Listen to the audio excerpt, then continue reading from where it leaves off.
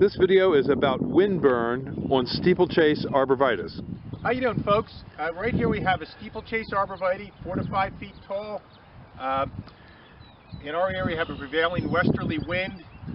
You can see on these arborvitaes that this past winter with the real cold temperatures and the extreme winds at the same time that we got a lot of winter burn. You can see on the back side here, the downwind side, there's just a little bit left surviving. I feel right now that maybe Steeplechase isn't as hardy as we think it is. I think we're going to have some problems with this in the coming years. Again, we may not have a winter like we had this past winter for another 20 years, but at some point I think they're more susceptible to winter damage than green giant.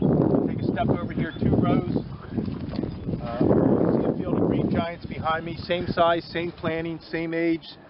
Everything culturally is the same, and the green giants came through the winter fine.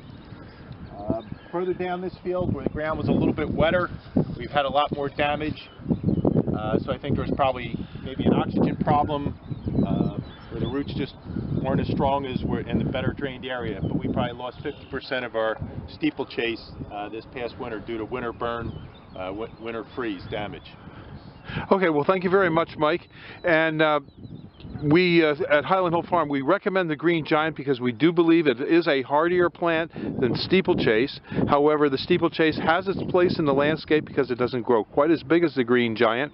And if you don't want something 30-40 feet, you know, the green giant is not the plant for you. It would probably be the Steeplechase, but you may have winter burn damage on them at some point in its life cycle, especially if you're in your Pennsylvania or New York or New Jersey. Right. I think an exposure is also, if you're in a little bit more of a secluded area in a neighborhood where you have protection from the wind, be fine. Your Steeplechase would probably be better. Here we're in the wide open area here, so we get the wind all the time. So I think that makes them a little more susceptible to the winter burn. Okay, well, thank you very much, Mike. We'll see you. Thanks, Bill.